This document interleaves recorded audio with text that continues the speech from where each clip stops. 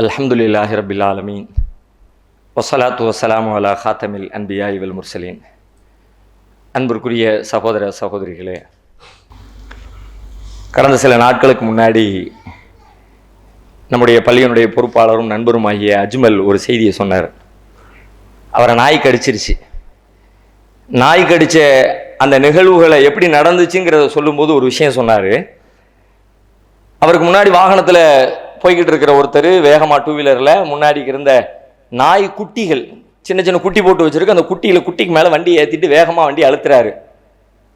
அந்த தாய் நாய் அங்கே நின்றுக்கிட்டு இருக்கிற நாய் பார்த்துட்டு கடும் கோபத்தோடு அந்த மனுஷனை துரத்துது, வண்டியை வேகமாக துரத்துது.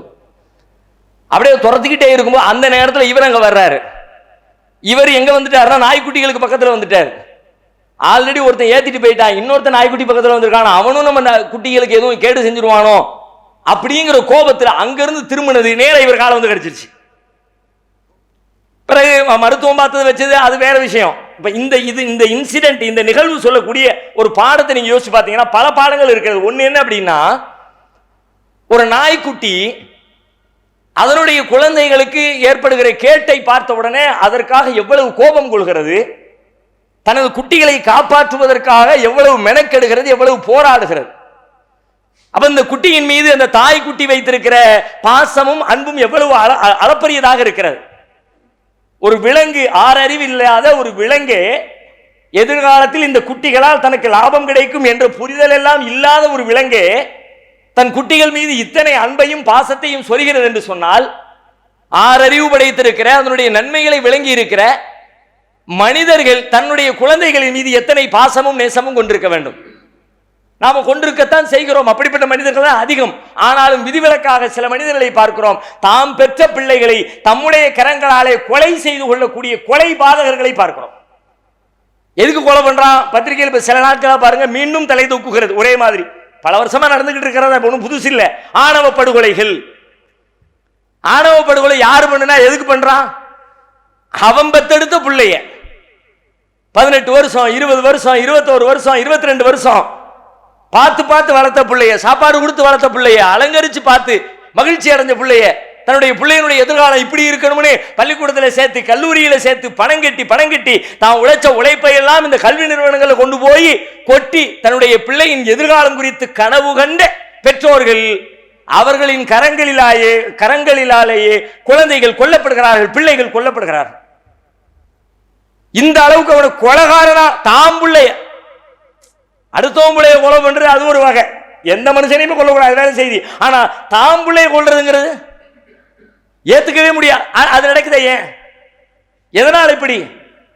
அதுக்கெல்லாம் தீர்வு சொல்லக்கூடியவர்கள் பல தீர்வுகளை சொல்லிக்கிட்டே திரும்ப திரும்ப சட்டத்தை கடுமையாக இருக்கிற சட்டத்தை விட வேற கடுமை சட்டம் வேணுங்கிறிய. சட்டத்தை கடுமையாக்குதல் என்பது இந்த பிரச்சனைக்கு தீர்வு நினைக்கிறீங்களா? புதுசா இதே விஷயத்துல வேற பேர்ல வேற தலைப்புல புதுசா நீங்க கொண்டு வருவீங்க. வேற ஒன்றும் கடுமையாக்குறது வேற ஒன்றும் கிடையாது. வேற என்ன பெருசா என்ன பண்ணுவீங்க? தூக்கில போடுறத விட வேற என்ன போடுவீங்க? இதை விட கடும் தண்டனை வேற என்ன இருக்குது சட்டத்துல? அதிகபட்ச தண்டனை தானே. ஆளை தூக்கி கொலை பண்ணிடலாம். மீண்டும் சட்டத்தை கடுமையாக்குற என்னத்தை கடுமையாக்குறது? அவனை 2 தடவை கொலை பண்றதா, 5 தடவை கொலை பண்றதா? அல்ல மறுமையில கொலை பண்ணுவானே, தண்டனை கொடுப்பானே. மீண்டும் மீண்டும் சாகாமல் அவனுக்கு சாவின் தண்டனையை கொடுப்பதை போல உலகத்தில் கொடுத்துட முடியுமா? மரண தண்டனை அதிகபட்ச தண்டனை. அதையே கொடுத்த பிறகு திரும்ப சட்டத்தை கடுமையாக்கு, தண்டனையை கடுமையாக்கு. பிரச்சனையினுடைய ஆணி வேரை நீங்கள் சீர் செய்யாமல் கிளைகளை வெட்டி கொண்டதால் மீண்டும் மீண்டும் மரம் துளிர்க்கத்தான் செய்யும், பிரச்சனைகள் உருவெடுக்கத்தான் செய்யும். பிரச்சனையின் ஆணி வேறு என்ன? சாதியை ஏற்றுத்தால்தான் அவன் மேற்சாதி, இவன் கீழ் சாதி, கீழ் சாதி பைய, அந்த பைய, இந்த பைய, இவன் என் பிள்ளைய காதலிக்கிறான். அதானே இந்த காதலும் திருமணமும் தானே இந்த ஆணவ படுகொலைகளுக்கு அடிப்படையாக இருக்கிறது. அப்படியானால் அதனுடைய ஆணி வேறு எது? மனிதர்கள் பிறப்பால் உயர்வு தாழ்வு கற்பிக்கின்ற இந்த சித்தாந்தம் தானே ஆகப்பெரிய பிரச்சனை. இதான ஆணிவேர். இந்த ஆணிவேரை களைவதற்கு என்ன செய்யணும்? அதை செய்யுங்க. முஸ்லிம்களோ இந்துக்களோ கிறிஸ்தவர்களோ அரசாங்கமோ அதிகாரிகளோ யாரா இருக்கட்டும், எல்லா மனுஷனும் சமம் என்பதை நிலைப்படுத்துறதுக்கு, அதை மக்களுடைய மனதில் கொண்டு போய் சேர்ப்பதற்கு அதுக்கு என்ன செய்யணும்? என்ன பிரச்சாரம், என்ன உண்மைகள், என்ன பேசணும்? நான் உயர்ந்தவன் தாழ்ந்தவன் என்று கற்பிக்கக்கூடிய அந்த வாதத்தில் இருக்கிற பொய்மைகளை எல்லாம் தோலுரிக்க வேண்டிய கடமை இந்த குற்றம் இந்த நாட்டில் இருக்கக்கூடாதுன்னு நினைக்கிற ஒவ்வொருத்தங்களுக்கும் இருக்கிற. அதிலும் குறிப்பாக முஸ்லிம்களுக்கு அதிகமாகவே இருக்கிறது. ஆனா நம்ம சமுதாயத்தில் இல்லை, அதனால இதை நம்ம பெருசா அலட்டிக்கிறது இல்லை. நம்ம சமூகத்தில் அளவு ஒண்ணு நடந்திருக்குமா? கிடையாது. ஏன் கிடையாது? நம்ம இடத்துல அப்படி வேறுபாடு இல்லை. அதிகபட்சமா என்ன வேறுபாடு இருந்திருக்கும்? படிச்சவன் இவன் படிக்காத அப்படி இருந்திருக்கும். அவன்கிட்ட காசு இருக்கு, இவன் காசு இல்லைன்னு இருந்திருக்கும். அதான் இருந்திருக்குமே தவிர அது கூட என்ன பண்ணிடுவோம், சரி போய் தொலைறா விட்டுருவோம். நம்ம இதை தவிர நம்ம இடத்துல ஏற்றத்தாழ்வு இல்லையே, வேறுபாடுகள் இல்லையே. அதனால இது நம்முடைய சமூகத்து பிரச்சனை இல்லை என்று நாம் ஒதுங்கிவிட முடியாது. மனித குலத்தின் நன்மைகளுக்காக பாடுபடுவது, அதனுடைய அநீதிகளை துடை தெரிய பாடுபடுவது ஒவ்வொரு மூமினின் மீதும் விதிக்கப்பட்டிருக்கிற கடமைகளில் உண்டு. எனவே நாம் நம்மால் இயன்ற அளவிற்கு எவ்வளவோ சமூக வலைதளத்தில் உட்கார்ந்து எழுதுறோம், பேசுறோம், கமெண்ட் பண்றோம், எதுக்கெல்லாமோ உட்கார்ந்து சண்டை போட்டுக்கிட்டு இருக்கிறோம். அந்த ஆட்சி இந்த ஆட்சி, அவர் அப்படி பண்ணிட்டா, இது குதிரை பேரம், எதுக்கெல்லாமோ உட்கார்ந்து அது பயன் தருமா தராதா என்பதெல்லாம் தெரியாத விஷயங்களில் கூட காலத்தையும் நேரத்தையும் செலவழித்துக் கொண்டிருக்கிற நாம் குறைந்தபட்சம் நேரடியாக தெரிகிற, அப்பட்டமாக தெரிகிற, ஆணவத்தின் உச்சமாக தெரிகிற, பெருமையின் எடுத்துக்காட்டாக தெரிகிற இந்த படுகொலைக்கு எதிராகவும் நாம் பேச வேண்டும். நாம உலகத்தை சீர்திருத்த முடியுமா முடியாதா அந்த கேள்விகளுக்குள்ள போக விரும்பல. இந்த விஷயத்திலே என்னால் என்ன செய்ய முடியும், உங்களால் என்ன செய்ய முடியும்?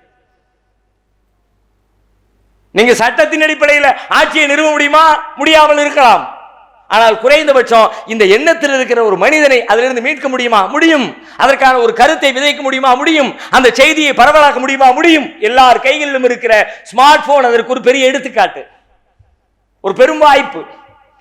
எதையெல்லாம் உட்கார்ந்து கமான் போட்டு சண்டை போட்டு நாரிக்கிட்டு இருக்க நாம இந்த மாதிரி சமூகத்திற்கு பயன் தரக்கூடிய விஷயங்களில் நம்முடைய கருத்துக்களையும் எழுத்துக்களையும் பதிவு செய்வதன் வழியாக சமூக சீர்திருத்தத்திற்காக பாடுபட வேண்டும். அல்லாஹ் ரப்பல் ஆலமீன் அப்படிப்பட்ட நன்மக்களாக நம் அனைவரையும் ஆக்கி அருள்வானாக.